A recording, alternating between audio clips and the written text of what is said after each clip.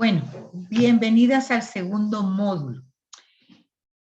Esta sesión 6 ya la trabajamos, pero por las preguntas al principio de hoy, entonces voy a hacer un pequeño repaso solo para tener presente varias cosas. Porque también ya aquí en este módulo, que es Introducción a la Sagrada Escritura, el segundo módulo segundo.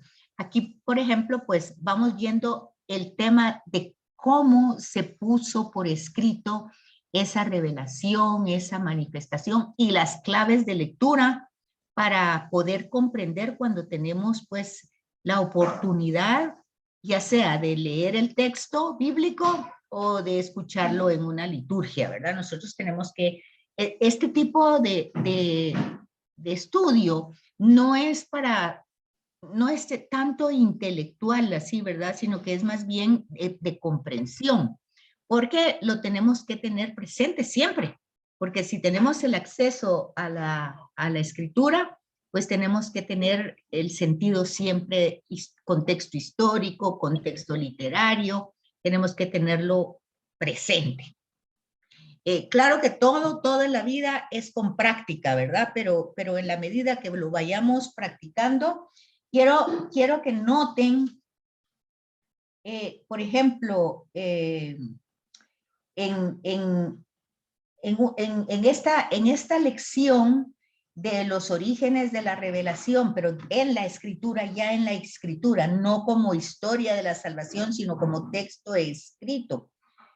Tenemos que entender que se llevó un largo recorrido para ponerlo por escrito. Eso lo hemos dicho muchas veces.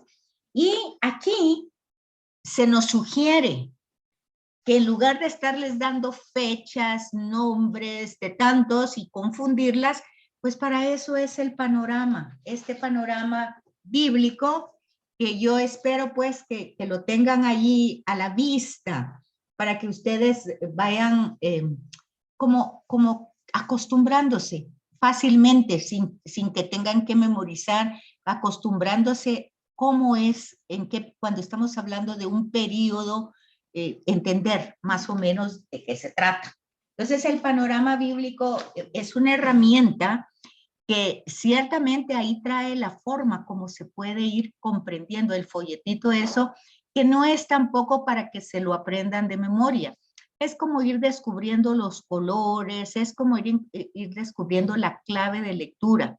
Ya cuando lo tengan ahí accesible, pues tal vez en la otra presencial, si Dios lo permite, pues lo vamos a trabajar para que ustedes lo vean ya ahí directamente cómo les puede ayudar en la comprensión y que ustedes lo puedan transmitir también. Bueno, eso en cuanto a esta sesión. Bueno, aquí cuando nosotros hablamos del Pentateuco, esto ya lo habíamos visto, hablamos de los 5 primeros libros. En hebreo se llama la Torá. Para nosotros se llama el Pentateuco y ahí se encuentra la ley, o sea, en el Éxodo, la ley de Moisés, se encuentra el libro de Levíticos, se encuentra el libro de Números y se encuentra el Deuteronomio. Todos estos libros se escribieron muy posteriormente, se escribieron, y la Biblia hebrea consta de la Torá, los profetas y los libros históricos. Nuestra Biblia pues no se llama la Torá, sino que se llama el Pentateuco. Después lleva los libros históricos. ¿Cuáles son los libros históricos? Pues miren, cuando nosotros vemos el Pentateuco, vemos que podría ser un sexateuco, o sea, 6 libros, porque del Éxodo y de Números, que todavía se habla del camino en el desierto, y Levítico, que va dando todas las normas, no solo como pueblo, sino también las normas religiosas. Esa es una característica, porque las normativas son como una constitución. ¿Cuáles son las leyes que rigen este país? Bueno, lo importante en Levíticos, que es todas las leyes, todas las normas que surgen de las 10 palabras, o sea, del decálogo, logo, palabra.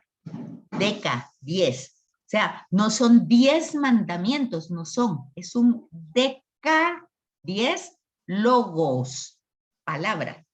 Entonces es un decálogo. ¿Se fijan? Eso es para que nosotros vayamos entendiendo el contexto. No son 10 mandatos, son 10 palabras. Entonces, de estas 10 palabras surgen 613 normativas. Y esas normativas también son normativas para el rito, para la religión. Característica de Israel, puesto que los otros países tendrán normas para la ciudadanía, mas no para la religiosidad. Luego, nosotros en nuestra Biblia, después del Pentateuco, tenemos los libros históricos. Aquí, como les digo, el Sextateuco sería si incluimos a Josué, porque después de Moisés en Levíticos, Números, pues entra la entrada a la tierra prometida a través de Josué. Pero eso nosotros lo tenemos como libros históricos. Entonces, después del Pentateuco, nosotros tenemos los libros históricos. En los libros históricos están Josué, Jueces y primera y segunda Samuel, primera y segunda Reyes, primera y segunda Crónicas, Esdras y Nehemías y otros textos que van a formar parte de históricos, ¿verdad? Y aparte, los otros escritos que para nosotros son los sapienciales. O sea, nosotros ahí tenemos salmos, proverbios, sabiduría. Entonces, la Biblia hebrea es diferente y más diferente todavía porque no tiene Nuevo Testamento, ¿verdad? Sino que termina básicamente con el último profeta. O sea, ellos tienen la Torá, tienen los profetas y los otros escritos. Entonces, habiendo dicho esto, entender que para poner por escrito todo esto, se llevaron muchos siglos. Para poner por escrito eso, no pensar que se escribió directamente como la Biblia, como la tenemos. Ya vimos que hay manuscritos que se hicieron de pergamino, de papiro y de pieles de animales, ¿verdad? Entonces, ya eso ya lo tenemos claro. En cuanto al material y a la tinta que se utilizó. Entendemos que estos rollos se hacían porque manuscrito quiere decir que estaba escrito a mano, manuscrito. Ese escrito a mano se arruinaba por el material y tenía que pasarse, transcribirlo, o sea, traspasarlo, escribirlo, o sea, transcribirlo a otro material. Y pues ahí podía haber una serie de faltas porque o se había borrado, se había roto o lo que ustedes quieran, porque eran productos vegetales o pues los animales, las pieles de los animales, pues quedaba más fija la escritura. Pero eso llevó también siglos de siglos. Por favor, mucha atención a eso, ¿verdad? De que la Biblia no nos cayó del cielo, sino que tuvo procesos muy largos para que nos llegaran. Y luego la entrada al canon. Había mucho escrito que era lo que sí se tuvo como revelado e inspirado y entró en el canon. Acuérdense ustedes, canon, una medida, ¿verdad? Que permitía este libro si entra. ¿Quién daba ese diagnóstico de si podía entrar o no? Pues justamente en aquel tiempo, pues veíamos a los sabios, 72 sabios judíos, ya más adelante con el Nuevo Testamento y como lo tenemos hoy, pues el magisterio de la iglesia, ¿verdad? O sea, lo que se empezó a formar como Nuevo Testamento. Bueno, eso ya nos tiene que quedar sumamente claro. Luego, haciendo referencia a los nombres que tiene la deidad, la divinidad, Dios.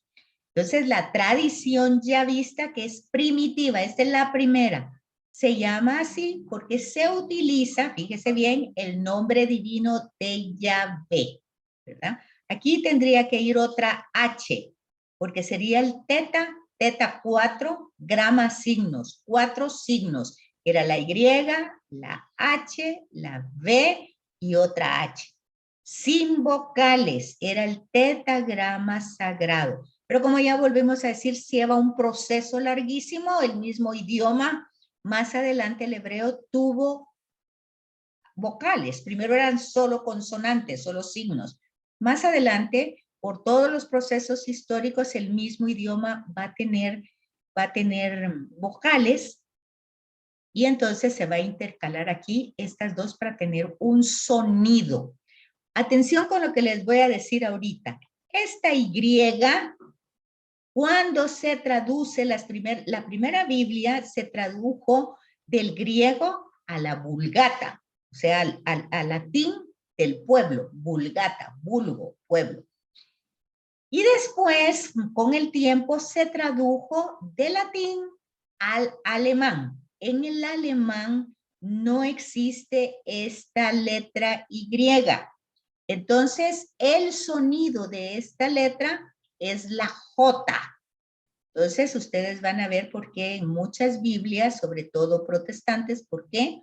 Porque justamente Alemania tiene el proceso, Martín Lutero y todo el grupo de las primeras protestas que hubo contra la doctrina católica, viene de Alemania. Entonces, ustedes se van a dar cuenta que muchas Biblias no va a estar Yahvé, sino Jehová.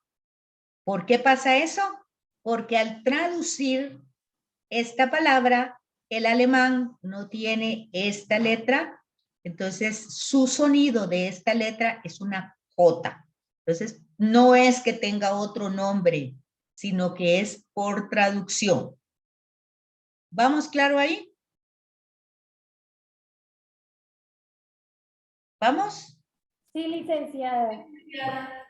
Muy bien. Entonces, esta es una tradición ya vista y aquí se utilizan formas humanas, o sea, antropomorfismos para hablar de Dios.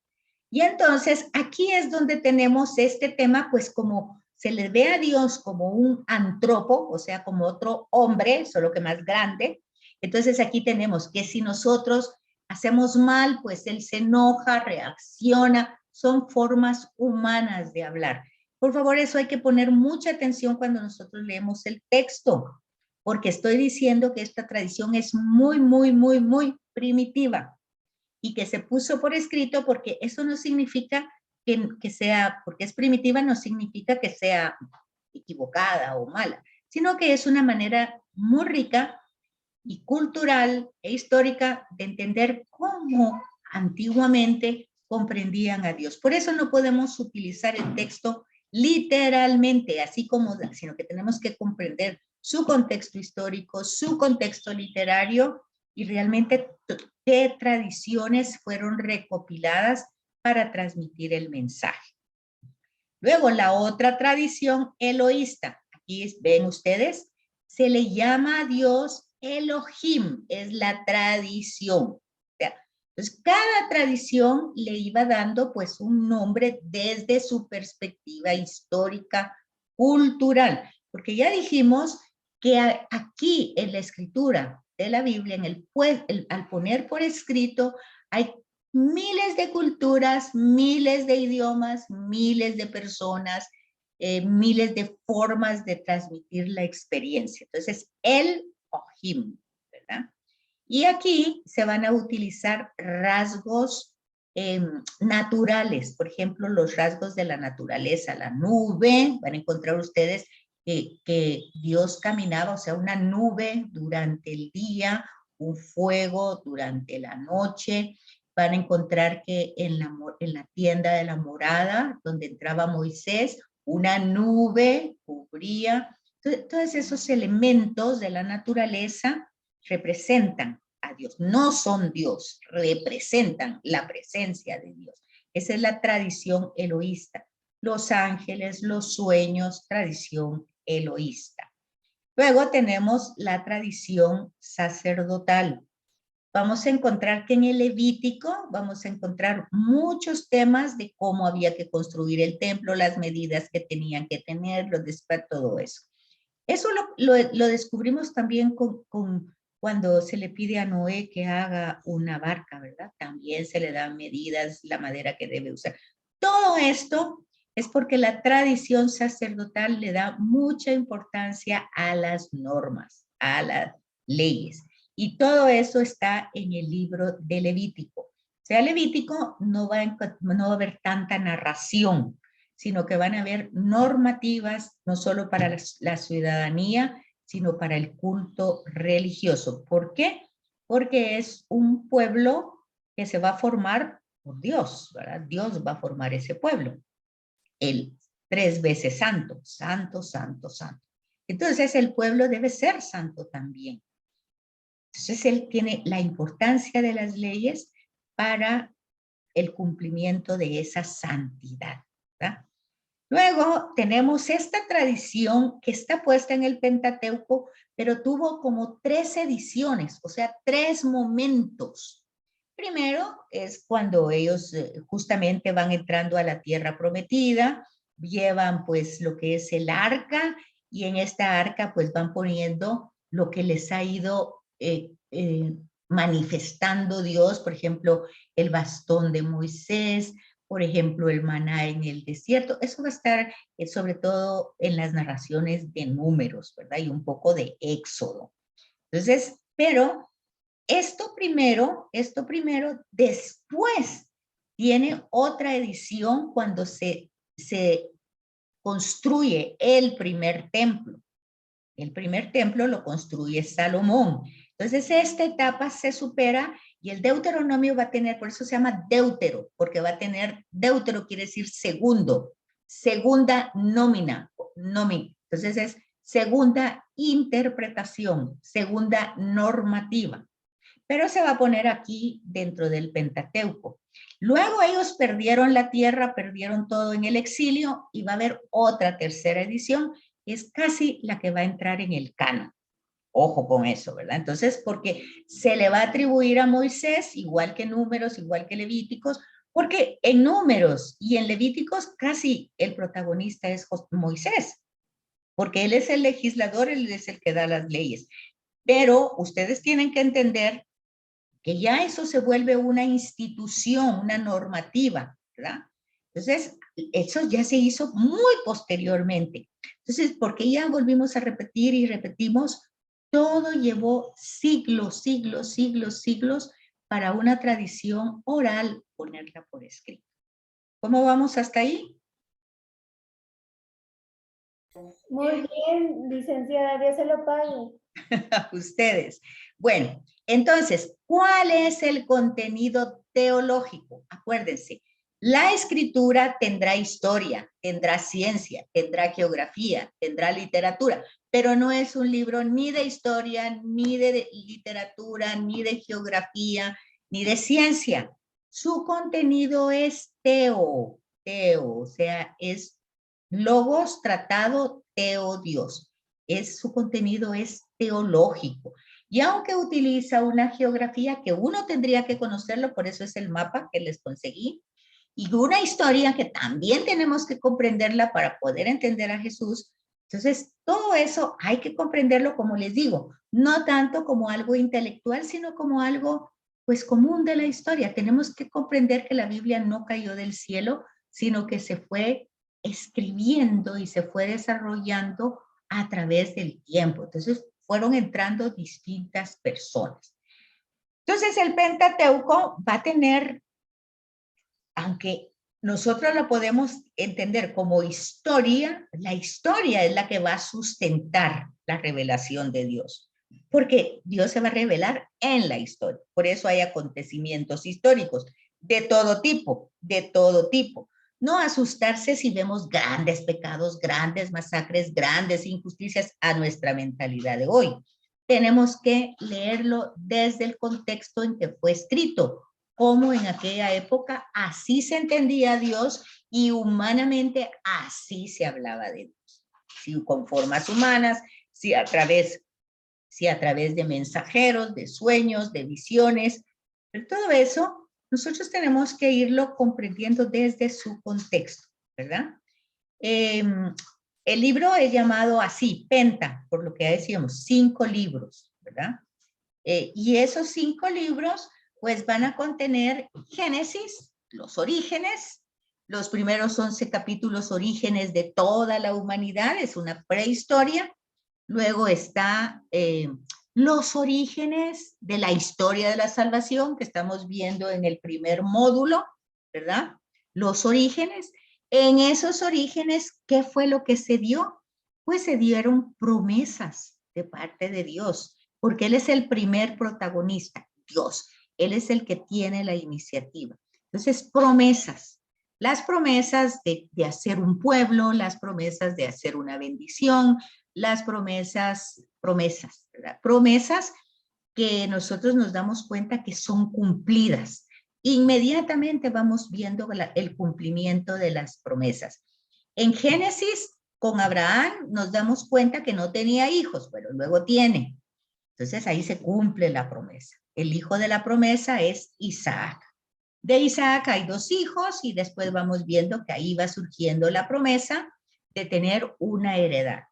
Luego, la promesa de una tierra. Entonces, ahí vamos viendo, primero son nómadas en todo el periodo patriarcal, luego son migrantes, peregrinos por el desierto, y luego entran a la tierra, se cumple la promesa. No al día siguiente, pasaron muchos años, 400 en Egipto, habiéndose olvidado de todo, pero entonces tenemos todos esos antecedentes históricos.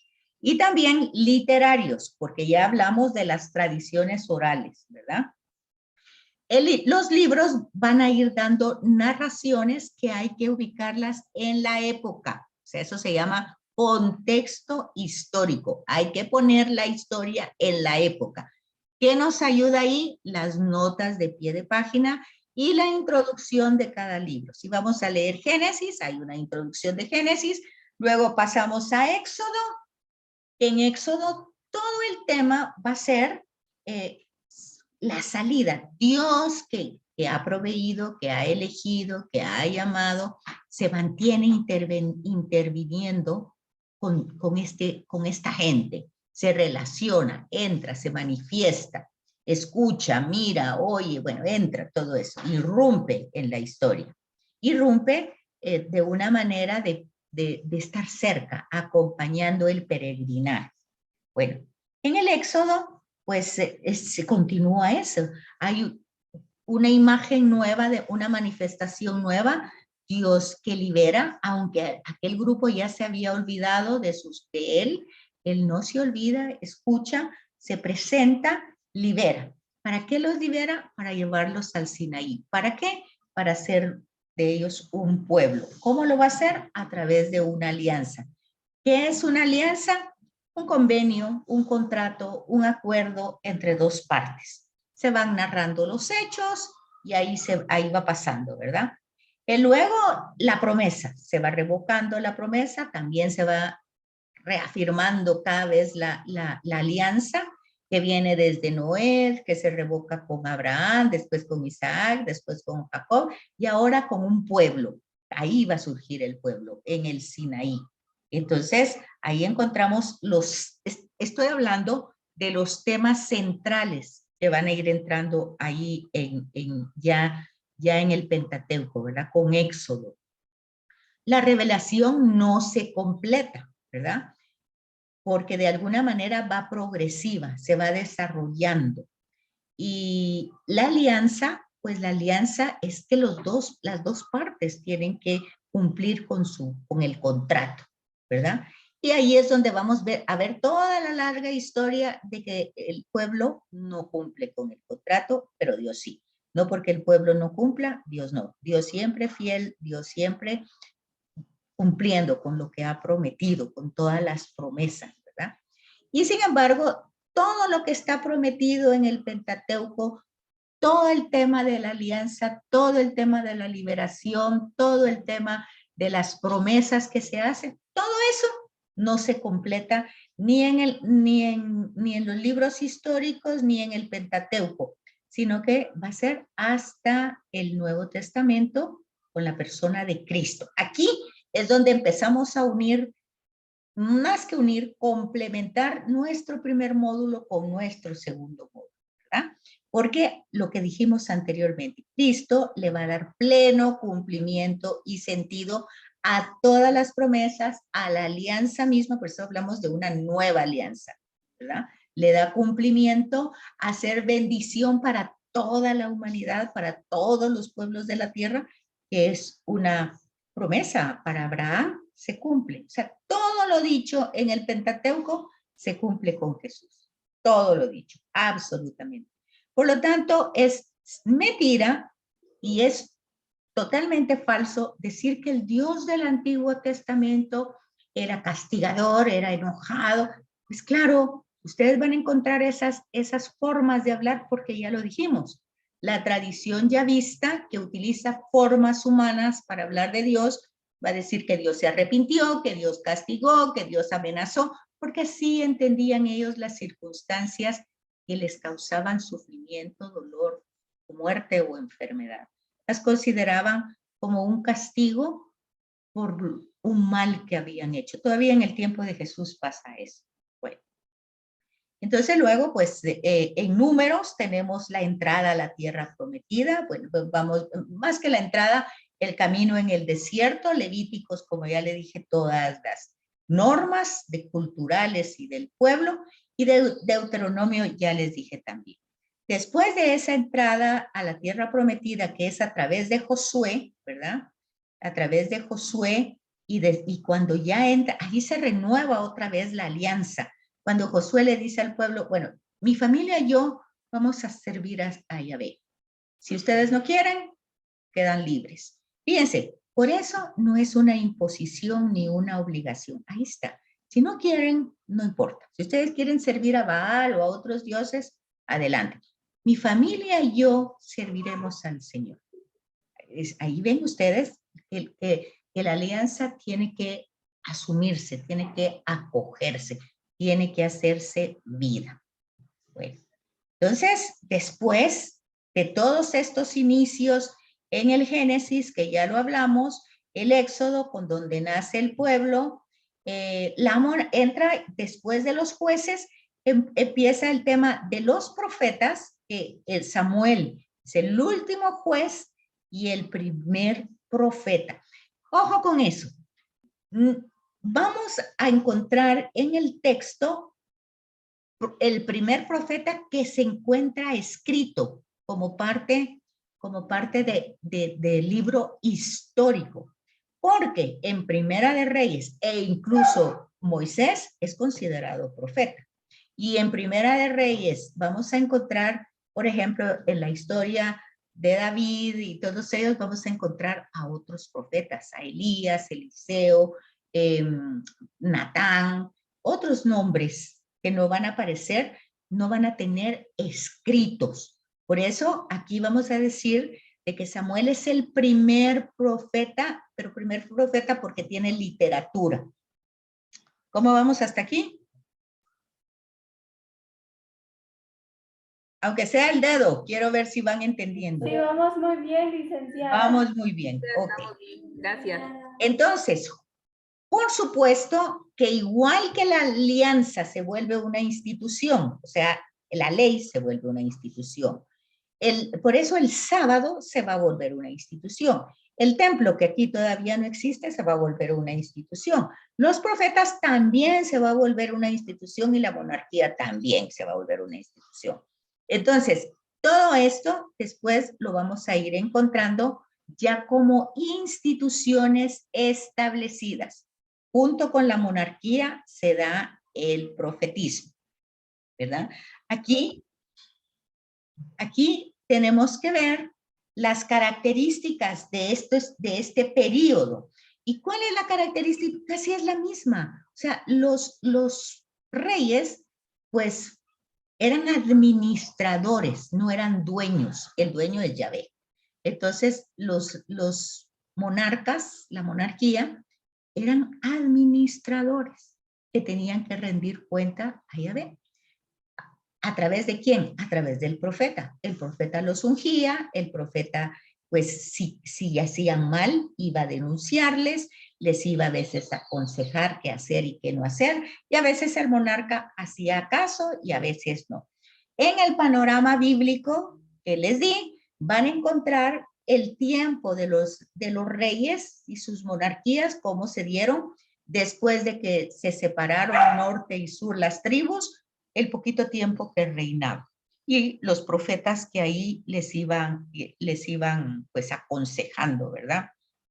Ya les mencioné a Elías y Eliseo, que no tienen escritura, pero son profetas que anteceden y que están dentro de la monarquía, básicamente con el periodo de Ahab, con Jezabel, ¿verdad?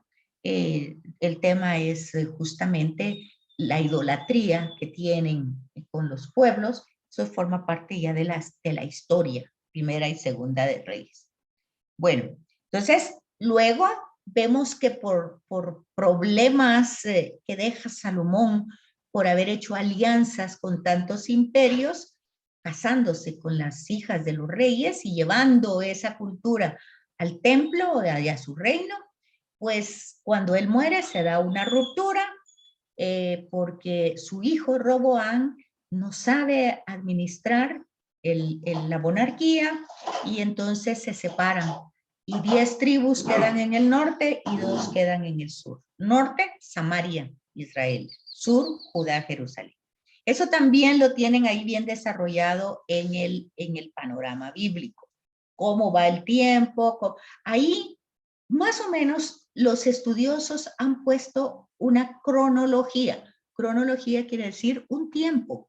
El tiempo. ¿Cómo lo lograron hacer? Bueno, lo lograron hacer porque también hay escritos que no son religiosos y que van a ir como fundamentando la historia de Israel.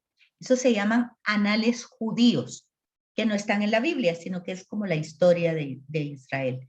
Entonces ellos van teniendo esa confrontación y ahí sale la cronología, porque esta es la historia de Israel, un pueblo que se volvió pueblo gracias a Dios, ¿verdad?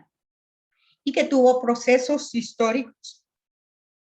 Primero fueron migrantes, peregrinos, después conquistaron una tierra, pero eso no lo hicieron ellos, todo lo hizo Yahvé. Ahí es donde entra Yahvé Seboat, o sea, Yahvé de los ejércitos, porque él ofrece la tierra y él la va, pues como la va adquiriendo, va peleando para que esa tierra sea para su pueblo.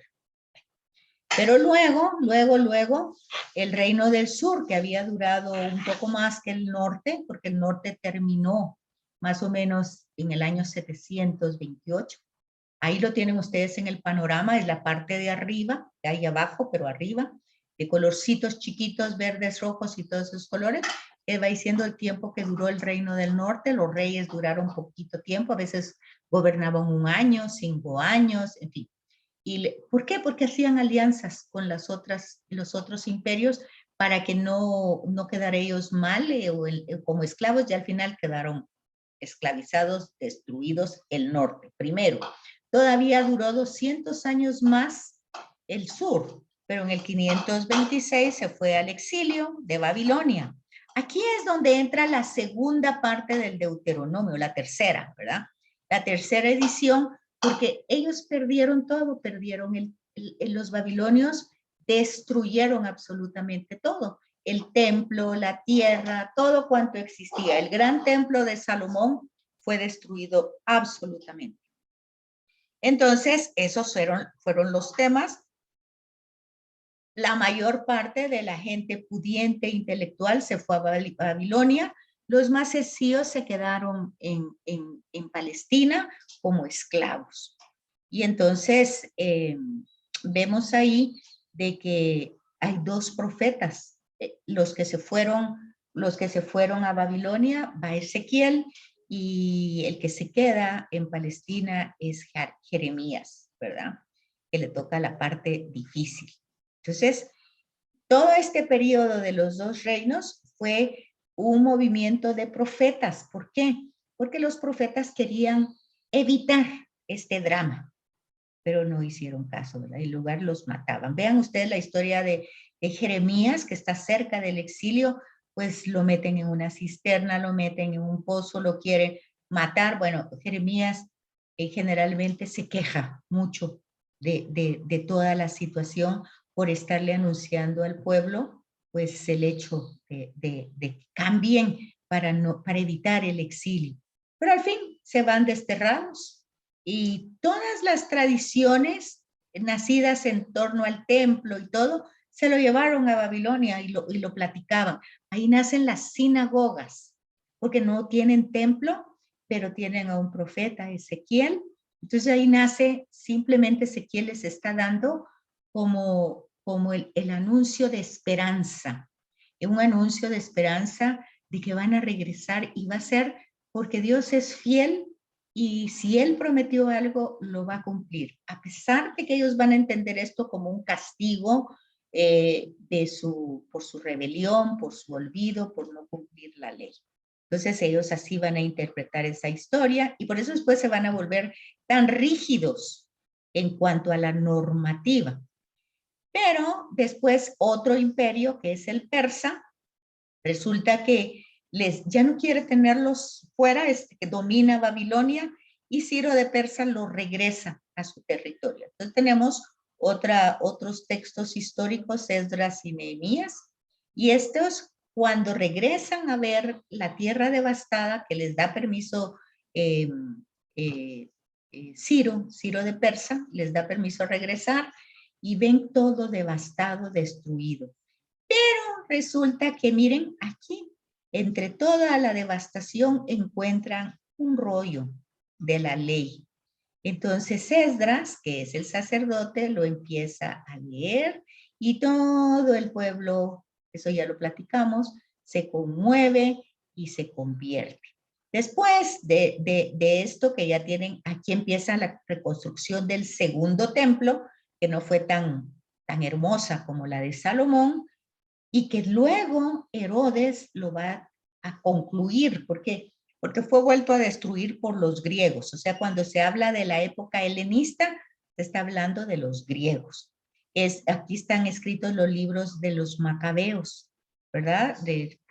Porque ellos sí imponían que se le diera culto a las divinidades griegas, que eran politeístas, ¿verdad?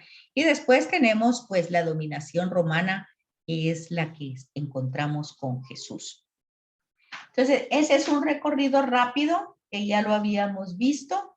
Este periodo helenístico al final, pues tiene varias etapas, ¿verdad? Como 4 periodos y ahí están mencionados en el libro de los Macabeos.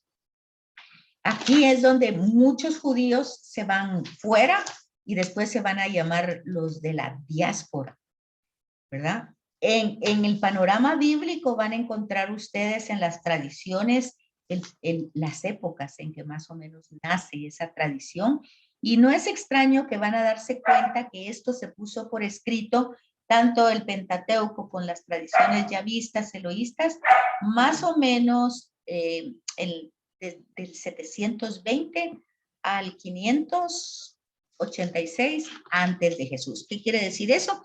Después de que fueron destruidas todas las cosas. Miren que lo mismo pasó con los evangelios.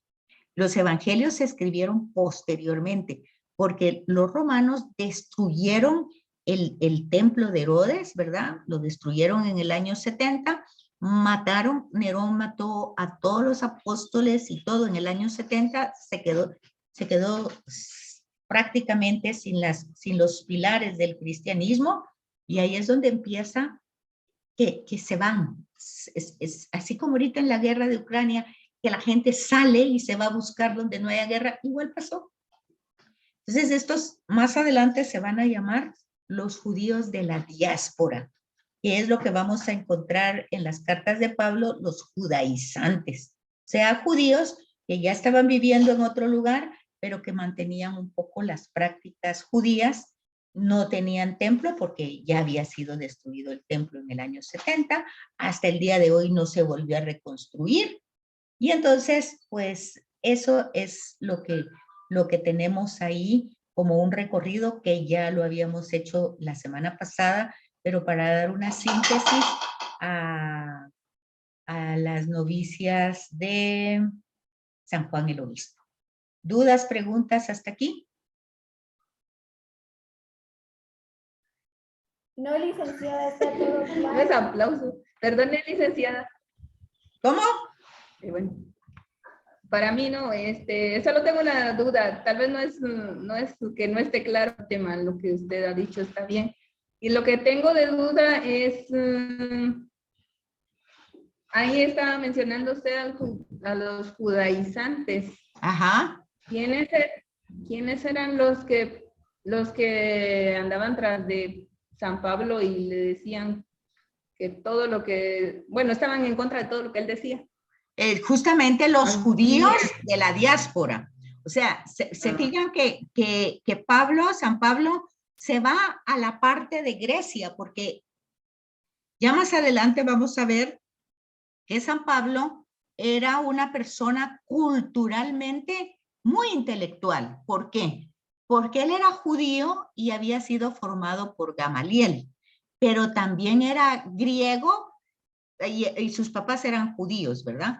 Pero también era griego porque nació en Damasco, de Grecia, y también tenía ciudadanía romana. Entonces el hombre tenía una apertura mental muy grande, con una formación judía muy buena. Entonces, cuando él lleva el mensaje, primero persigue a los cristianos porque los ve como una secta, pero luego, cuando tiene el encuentro con el resucitado, pues él se habla de conversión, pero realmente él era un seguidor de Yahvé. Él no era un pagano, él estaba dentro del lineamiento de los fariseos judíos. Pero luego, cuando él tiene el encuentro con el Señor de camino a Damasco, pues entonces él se va a Arabia a volver a estructurar toda su historia de fe.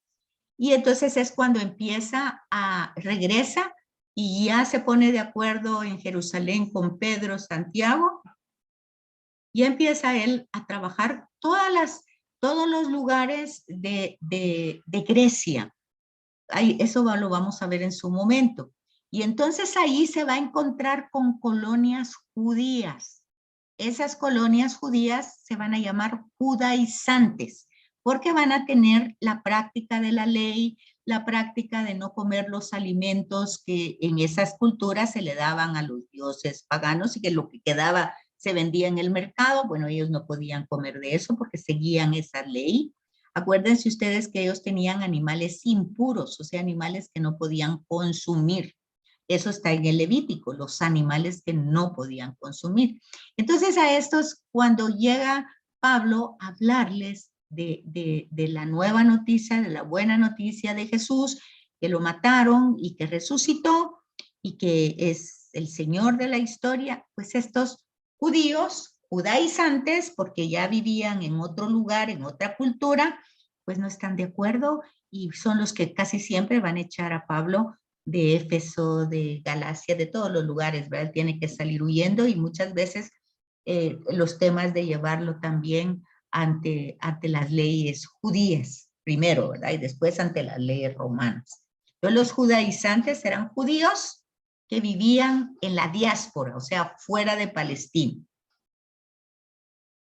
Gracias, licenciada. Y ¿Quedó otra bien? cosa, sí, muy amable, gracias.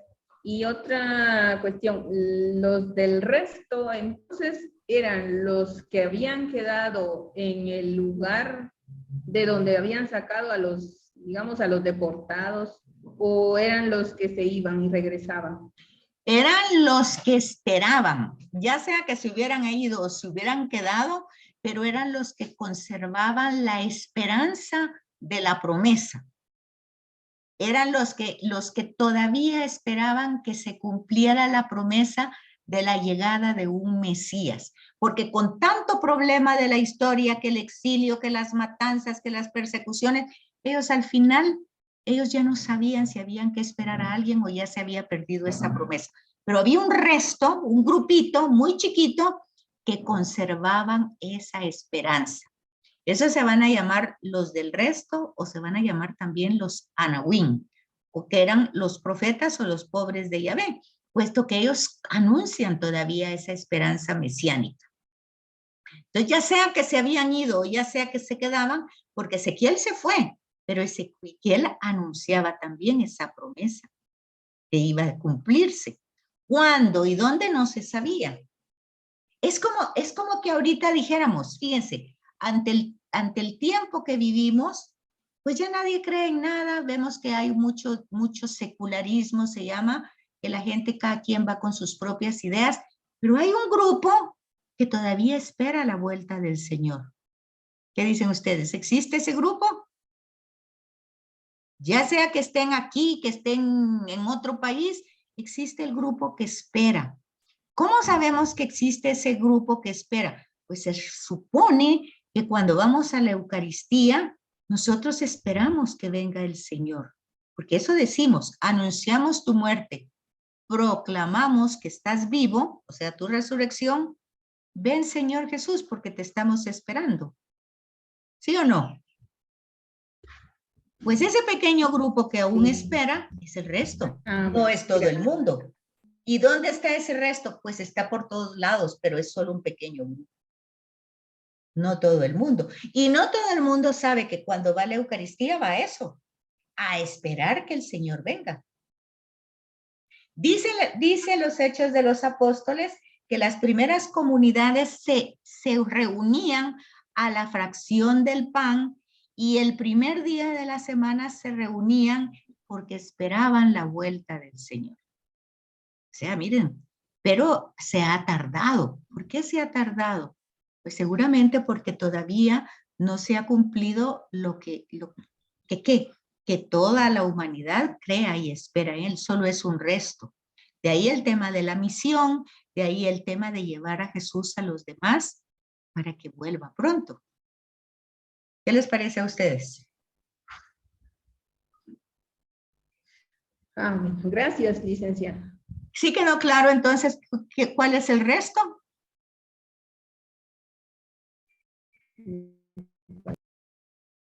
¿Sí quedó claro? Sí, licenciada. Bueno, entonces ya entramos para ya ir paralelo con la otra, solo que ya se dan cuenta que en introducción a la escritura, pues vamos una sesión adelante para ir paralelo con el Evangelio y en el otro con la venida del Mesías. Pero aquí estamos viendo cómo se escribió el Nuevo Testamento. Entonces, esta es la sesión 7 de la introducción a la Sagrada Escritura. Terminamos el Antiguo Testamento de una manera rápida. ¿Por qué? Porque si nosotros queremos estudiar la profundidad, tenemos que ir a otro módulo que se llama Pentateuco, luego que se llama libros históricos, ya entrar en profundidad a cada grupo, luego otro que se llama profetas, otro que se llama sapienciales, ya entramos en directo a cada módulo, entra directo a cada parte de la Biblia. Pero aquí, como es introducción, estamos viendo, así como dice aquí, introducción al Nuevo Testamento y una visión general, ¿verdad? Entonces, el Nuevo Testamento, fíjese, Jesús lo más que escribió fue mañana, en la lectura de Juan, en esa mujer que le llevan, pues un poco no se sabe si escribió en el piso o si en la tierra o si hizo garabatos, no se sabe, no dice el texto, pero fue lo único. De ahí no sabemos que haya escrito nada. Entonces, ¿qué fue lo que pasó? Eso se los expliqué hace 8 días, se los expliqué cómo se hizo después de su muerte y resurrección. Se grabó en la mente, igual tradiciones orales, se fue transmitiendo, pero ¿qué? Se fueron transmitiendo dichos y hechos de Jesús, dichos y hechos. O sea, una lista de lo que dijo, una lista, colección de dichos y hechos. Hace 8 les dije que eso se llama Q, colección Q, ¿verdad?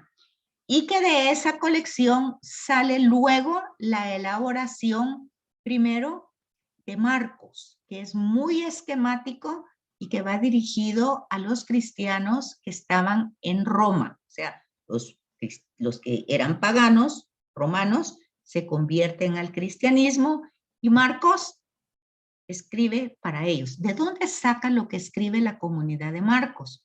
Pues de los dichos y los hechos. Esa era la colección que había y sobre eso se elabora. No es una historia, no es una biografía, ni es la vida de Jesús. Se elabora, se le pone escenario, se le pone geografía, y por eso vamos a encontrar, por ejemplo, en Marcos no están las bienaventuranzas, pero en Mateo sí.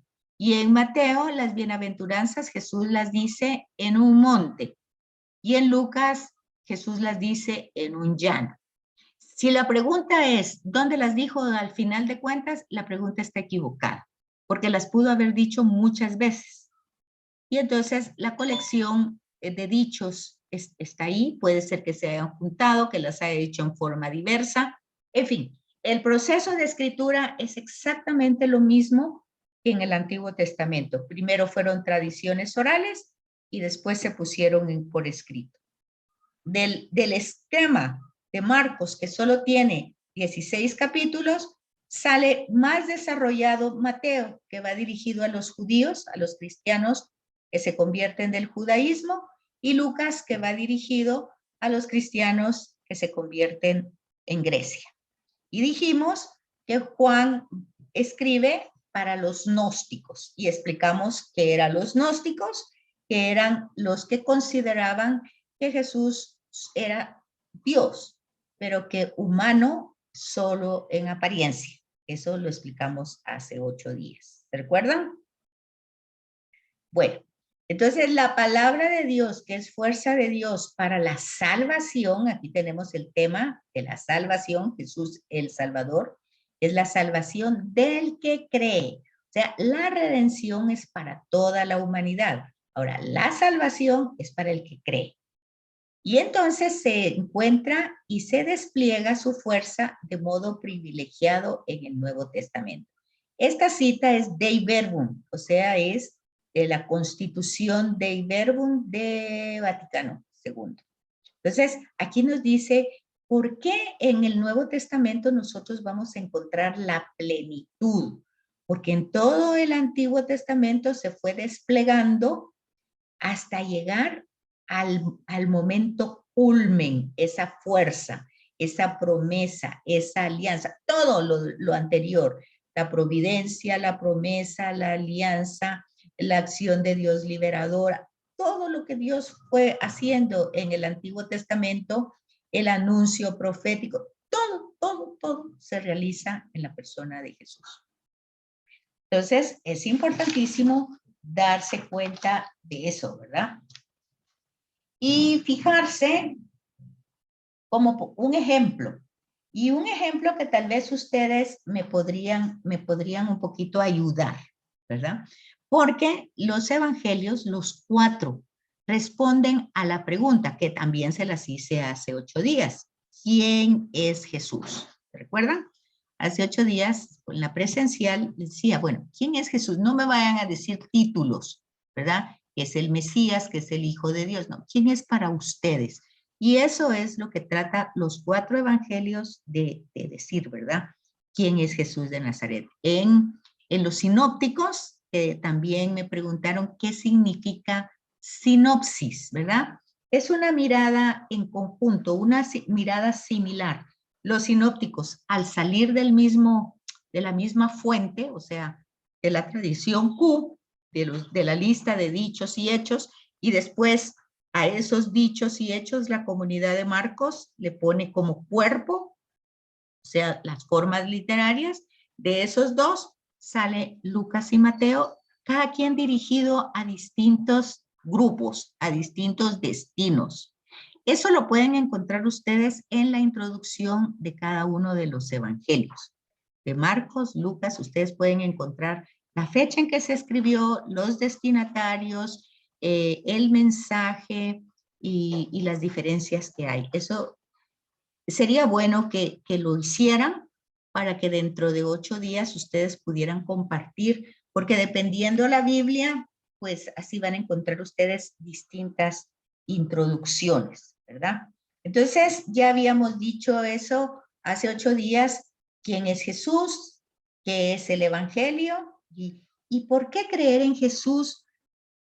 ¿Por qué crees que Jesús parte la historia, ¿verdad? Antes de Jesús y después de Jesús. Esa pregunta sí no la habíamos hecho. ¿Qué dicen ustedes? ¿Por qué parte la historia antes de Jesús y después de Jesús? ¿Tienen alguna idea?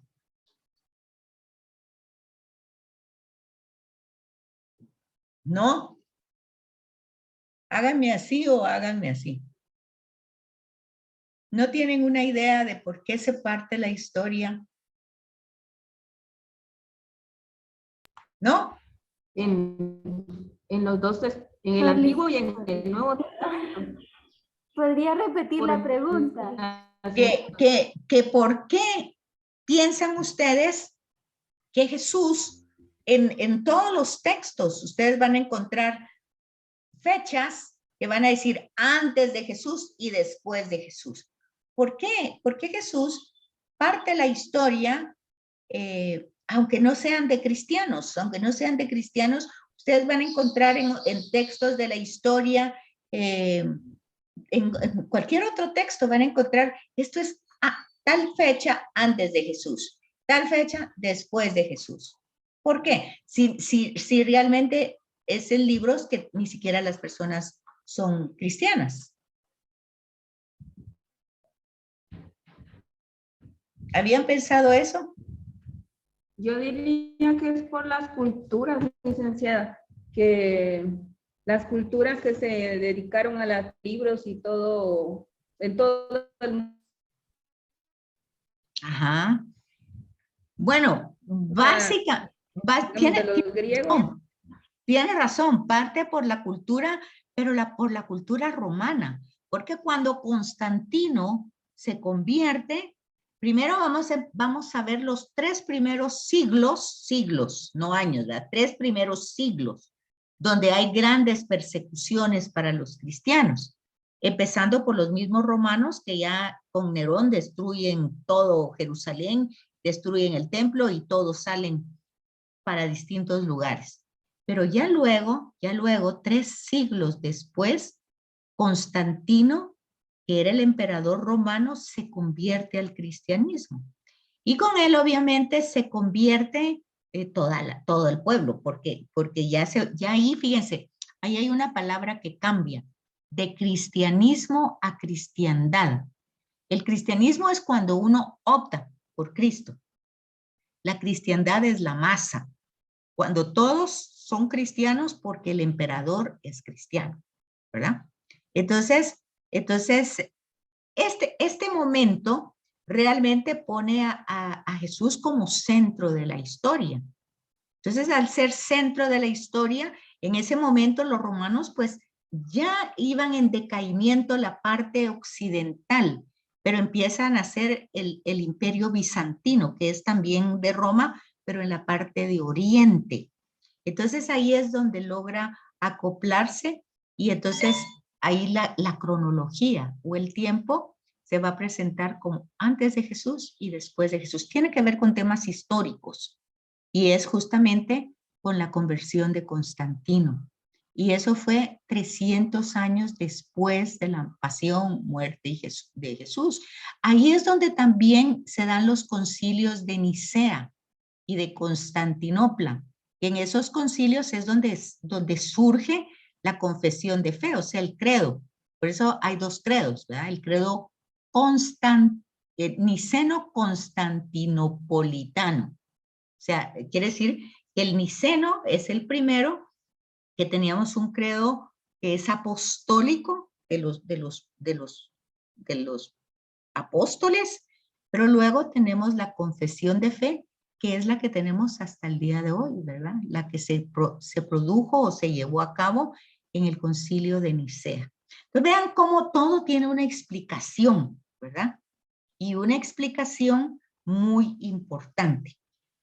De los 27 libros que forman el Nuevo Testamento, Los 4 evangelios, ya les dije, ustedes pueden leerlo en su introducción, se van a presentar como históricos porque la figura de Jesús es histórica, ¿verdad? Por eso, porque no es un mito, no es una leyenda, no es un cuento, realmente existió.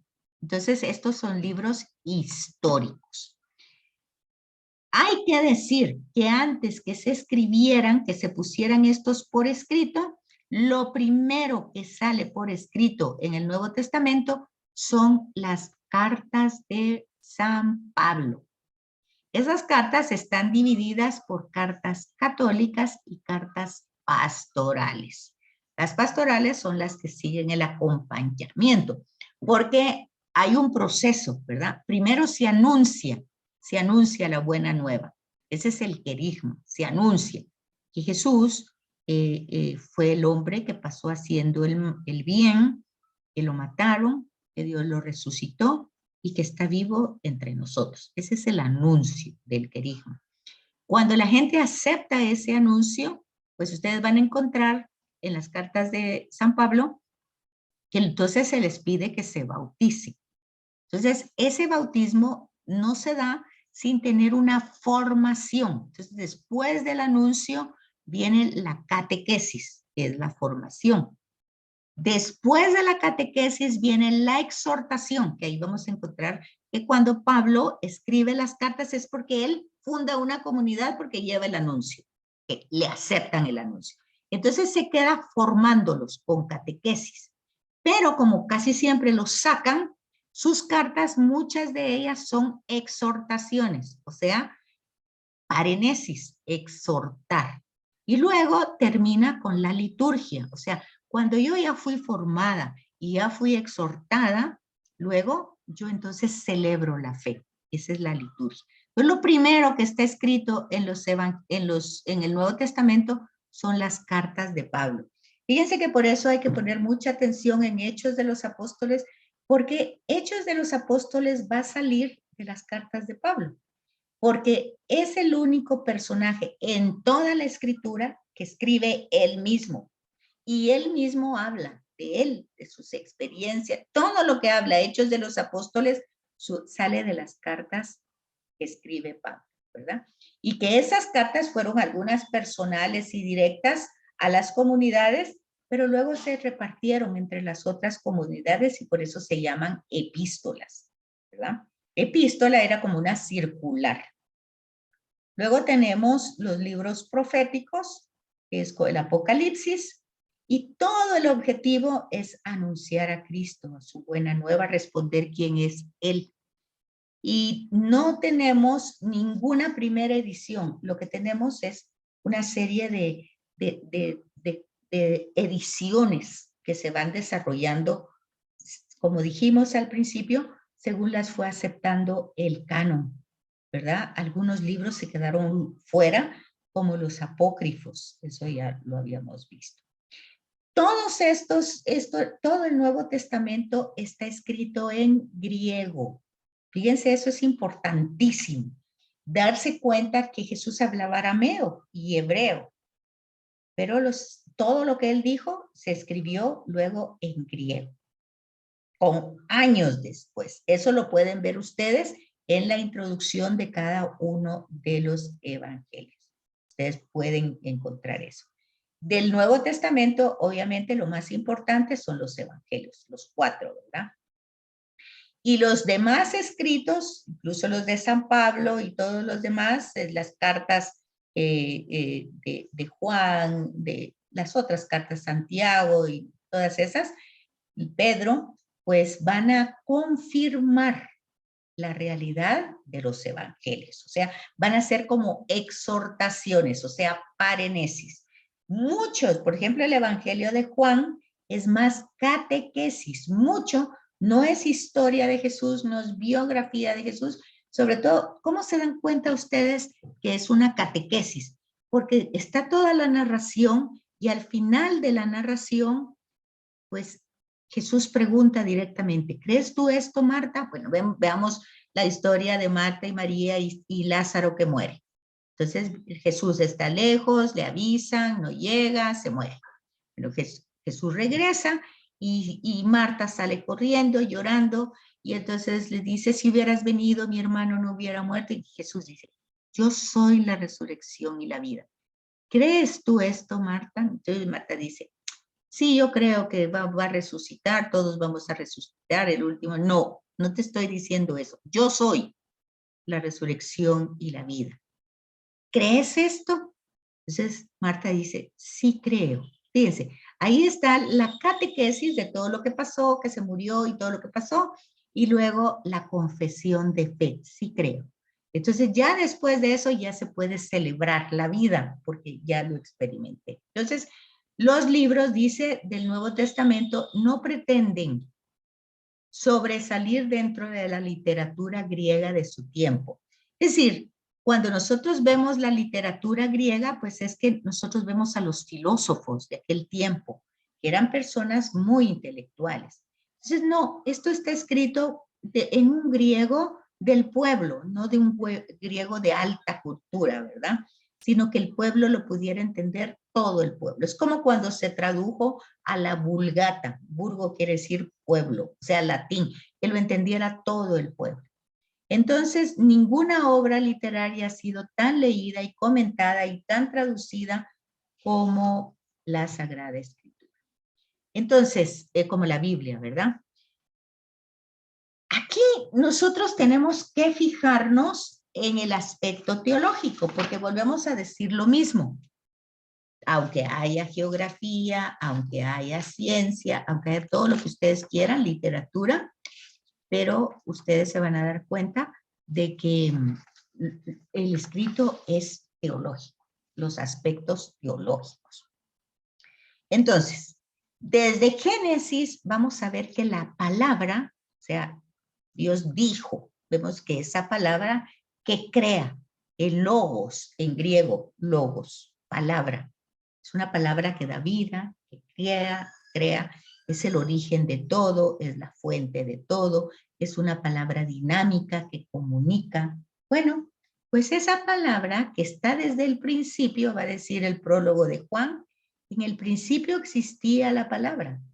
La palabra estaba en Dios, la palabra era Dios. Por él fueron hechas todas las cosas y nada de lo que existe si no fue hecho por él no existiría, ¿verdad? Todo eso que presenta Juan es en relación a la palabra. Y resulta que Juan luego va a decir en el prólogo, y esa palabra se encarnó entre nosotros, se hizo uno de nosotros, ¿verdad? Y vino a los suyos y los suyos no lo recibieron, pero al que le creyó le dio el poder de ser hijos de Dios. Bueno, ahí tienen ustedes el resumen, ¿verdad? Esa palabra es el Hijo. O sea, casi que podemos decir que el Hijo, o sea, Jesús, es el mismo Yahvé, es su misma palabra, porque dijimos al principio de unas sesiones, dijimos, Dios no tiene atributos, Dios es. Entonces, la palabra de Dios es Dios. La sabiduría de Dios es Dios. La ciencia de Dios es Dios. La paciencia de Dios es Dios. O sea, Dios no tiene atributos, Él es. Entonces, la palabra es Dios. Lo que Él dice es, y se hace, y se realiza. Entonces, Jesús es la palabra de Dios. La palabra que ha dicho todo y que ha hecho todo. Entonces, es esta importancia de que esa palabra haya entrado en la historia, se haya encarnado en una mujer, va a decir Pablo, ¿verdad? En Gálatas. Nació de una mujer, o sea, es un ser que viene, que no cayó del cielo como los dioses griegos o romanos, sino que entra en la historia como cualquier ser humano, ¿verdad? Luego, va desarrollando, va llevando toda la historia anunciada, dicha desde anterior, dicha por los profetas, se va realizando en él, en esa persona, ¿verdad? Y finalmente, esa encarnación a través de la Virgen María y su prolongación, ¿dónde? ¿Dónde se prolonga? Pues en la iglesia. Nosotros somos iglesia, ¿verdad? No, y la iglesia no es la casa, no es el Vaticano, ni es cada parroquia. Ya eso lo va a desarrollar Pablo diciendo que nosotros somos el templo vivo de Dios, ¿verdad? Y aunque es un tesoro muy grande, la divinidad en nosotros, dice, pues esa divinidad va en vasijas de barro. O sea, somos así, contingentes, caducos, pero ese es el tema teológico, el hecho importantísimo de la encarnación. Y por eso el Evangelio de Juan va escrito para las personas que no aceptaban la realidad encarnada, solo la divina. Sí, Jesús es Dios, pero no es hombre. Es en apariencia hombre. No, es hombre, 100% hombre. Entonces aquí el hilo conductor de todos los escritos del Nuevo Testamento es la persona de Jesús. No conocemos la vida porque no va desarrollada la vida. Va desarrollada su misión, que dura un tiempo, ¿verdad? Cómo vivió su misión, cómo la reflexionó, cómo escogió a sus seguidores. Ninguno de sus seguidores tuvo mérito alguno, ninguno. No conocemos la historia de cada uno de los personajes que Jesús eligió, pero obviamente eran personas sencillas que trabajaban en el mar, unos, otros no. Vemos a Mateo, que era publicano, vemos a Judas, que era celota, o sea, una especie de guerrillero, pero no sabemos la vida de ninguno de ellos, tampoco la de Jesús. Solo conocemos su misión y cómo él elige a personas, igual que Yahvé va eligiendo a través de la historia a personajes, pues Jesús lo hace también. Entonces, estos escritos del Nuevo Testamento van confirmando,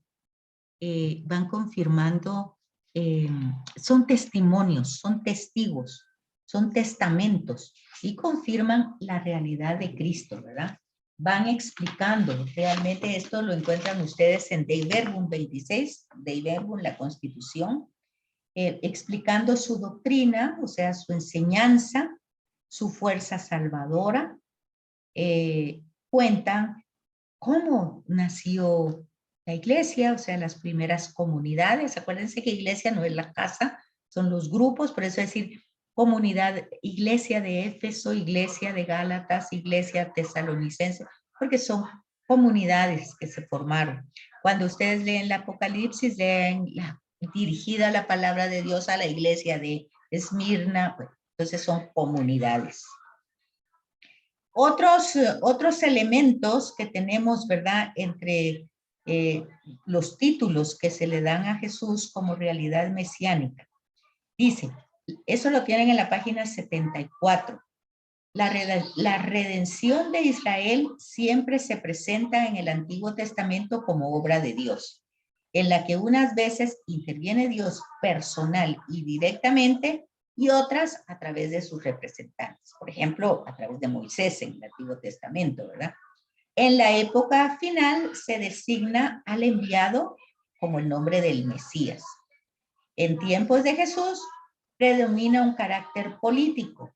Jesús rechaza el mesianismo que ellos tenían en mente, ¿verdad? Y por eso van a encontrar ustedes 3 veces repetido que sí es el Mesías, pero va a morir en la cruz. O sea, es un mesianismo diferente, es una liberación diferente. Hace lo mismo que hizo David, pero lo hace de una manera diferente, sin violencia.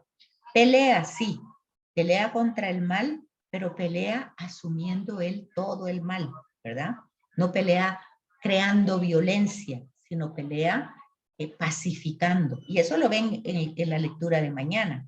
Él no revuelve a todo ese grupo que quiere apedrear y les va echando como más aceite al fuego para que arda, sino que los apacigua, ¿verdad? Esta figura mesiánica, que había recibido distintas concepciones a lo largo de los siglos, San Pablo dirá que resultaba ya un poquito confusa en el Antiguo Testamento. Estaba así como cubierta, como velada. Por eso ustedes van a encontrar que en el Evangelio de Marcos el velo se rasgó, se rompió. El velo del santo de los santos, del lugar donde solo llegaba el sumo sacerdote, se partió en dos el velo, porque ya quedó revelado cuál es la justicia de Dios. Fíjense que para quien me preguntó el tema de la misericordia y la justicia, fíjense que la predicación que hace Juan el Bautista es que ya está puesta el hacha sobre los árboles y va a volar cabeza por todos lados, ¿verdad? Pero San Pablo va a desarrollar en la carta a los Gálatas y a los Romanos, más en la carta a los Romanos, cuál es la verdadera justicia de Dios. Entonces dice Pablo, dice, en el momento en que estábamos peor que nunca, por eso no hay que decir que esta es la peor época de la vida, ¿verdad? Sino que ya estábamos peor que nunca, en ese momento Dios, en lugar de el hacha y de venir a cortar cabezas, se encarna en la persona de Jesús. ¿Para qué? Para justificarnos. O sea, el tema de la justificación. Yo por eso nosotros cuando oramos decimos por méritos de Jesús, no por nuestros propios méritos. Nosotros por los méritos de Jesús y por la intercesión de María, su madre, nosotros nos dirigimos al Padre para agradecerle y suplicarle, ¿verdad? Entonces, pero ese es el sentido, por los méritos de Jesús y por la intercesión de su madre. Entonces, aunque ya este Mesías había sido predicado en el Antiguo Testamento, y ahí ya vimos todos los lados, todas esas líneas de pensamiento se podían ver ya en Jesús, pero no muchos vieron eso, ¿verdad? No muchos vieron que todo eso se realizaba en Jesús. ¿Quiénes sí lo vieron? Pues los que, esto lo van a encontrar ustedes en los caminantes de Maús, cuando Jesús mismo le dice a aquellos caminantes, lean las escrituras, ellas hablan de mí. Bueno, pues eso hicieron las primeras comunidades, leer las escrituras e ir descubriendo quién era Jesús de Nazaret, ¿verdad? Entonces vemos que lo que nos aparece en los evangelios, sobre todo en el de Marcos y en el de Juan, no hay un nacimiento de Jesús. En el evangelio de Marcos, él empieza con el anuncio de la buena noticia de Jesucristo, Hijo de Dios. Inmediatamente Jesús es bautizado, llevado por el Espíritu al desierto y luego empieza en Cafarnaúm a curar. Y ahí con sus acciones demuestra que es el Mesías. Ahí no hay que nació, cómo nació, ni nada. Eso va a ser solo Mateo dirigido a los judíos y Lucas dirigido a los griegos, que va a hablar del nacimiento. Pero ni Marcos ni Juan. Entonces ya vimos que la palabra Cristo es en griego, ¿verdad? Y es una confesión de fe. Decir que Cristo es el Señor, y va a decir no solo San Pablo, sino que va a decir también San Juan Pablo II, confesar a Jesús y muerto y resucitado es realmente un don de Dios. No todo el mundo puede decir eso, ¿verdad? Que Jesús sea el Señor, sobre todo visto en una cruz, ¿verdad? Y descubrir que sus acciones fueron sanadoras para cada uno de nosotros, tal vez se repite, pero no muchos lo creen, ¿verdad? Si a veces parece, dice aquí, que el mismo Jesús rechaza el nombre de Mesías, es sin duda porque esa idea la tenían muy desvirtuada, ¿verdad? A veces él va a preferir mencionar que él es un profeta, como cuando dice, ningún profeta es aceptado en su pueblo, ¿verdad? O generalmente va a utilizar hijo de hombre. En fin, todo esto pues lo tenemos desde el Antiguo Testamento y no es difícil entender por qué hasta sus apóstoles creían que Jesús era el Mesías, pero en Hechos van a descubrir ustedes que ya después de la resurrección, pues Felipe le pregunta, al fin, vas a poder poner ahorita a liberar a Israel. Entonces todavía vemos que cada vez que él anunciaba su pasión y su muerte, pues ellos iban hablando de quién iba a ser el primero, de quién iba a ocupar un lugar importante cuando él fuera reinara, ¿verdad? Entonces, no es extraño porque formaba parte de una mentalidad de la época. Pensar que Jesús iba a ser un Mesías como había sido David. Que David, ¿qué había hecho? Pues había reinado. Nosotros tenemos a Jesús en el último día de la liturgia del año, Jesús rey del universo, ¿verdad? Reina. No solo reina en un país, sino reina en el universo, pero principalmente reina en nuestras vidas personales. Entonces, Él es el Señor de cada historia. Entonces, Jesús reina. David reinó en Jerusalén. ¿Qué más hizo David? Peleó las guerras para que estuvieran en la paz.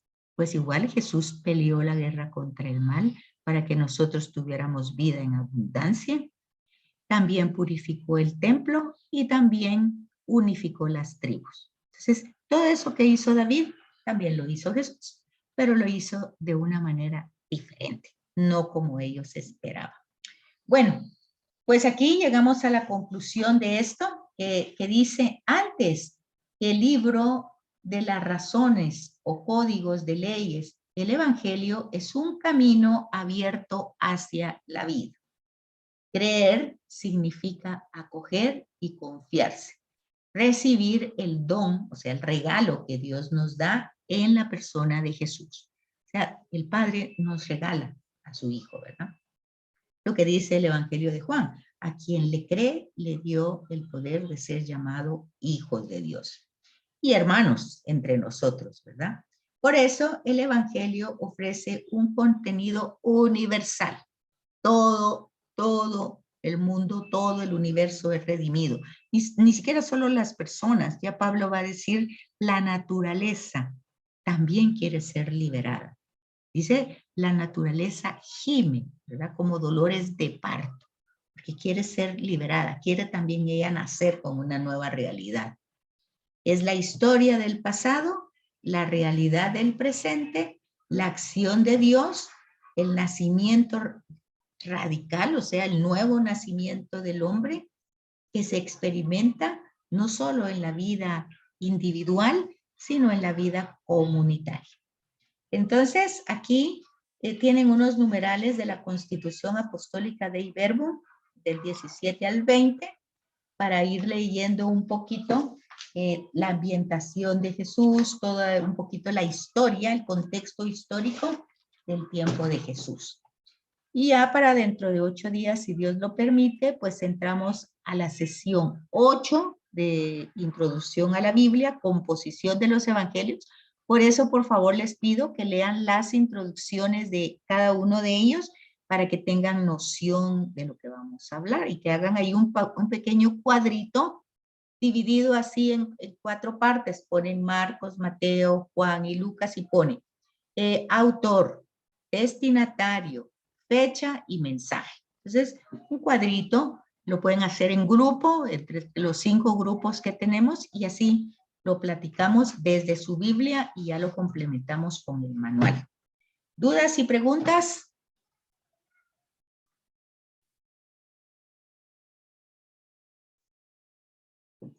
Tenemos unos minutitos. ¿Dudas o preguntas? No, licenciada, todo está claro. Bueno, pues entonces, ¿sí les queda claro lo de leer las introducciones y sacar destinatario, primero autor, destinatario, mensaje, fecha que se escribió, ¿sí? De Marcos, Mateo, Lucas y Juan. ¿De dónde van a sacar esa información? De la introducción de su Biblia, de su introducción de su Biblia. ¿Está bien? Sí, licenciada, Dios se lo pague.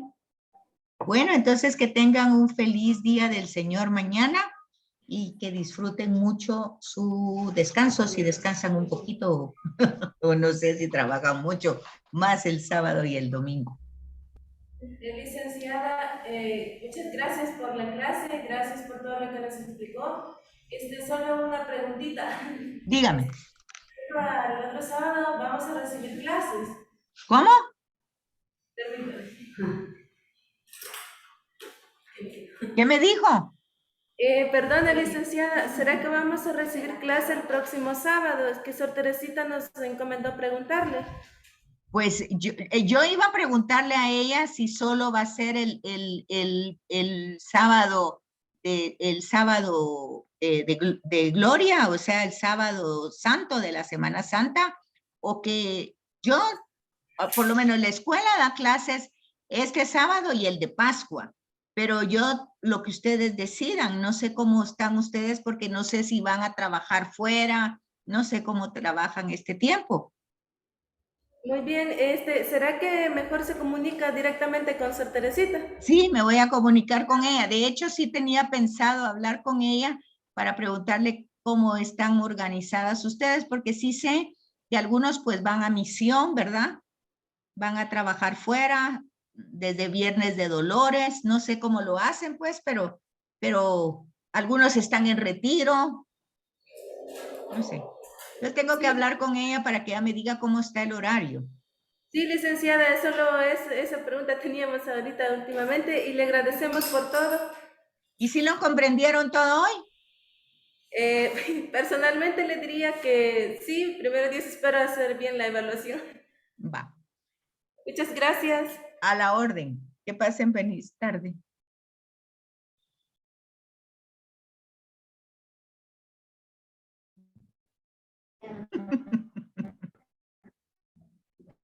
Gracias, licenciada. Buenas tardes.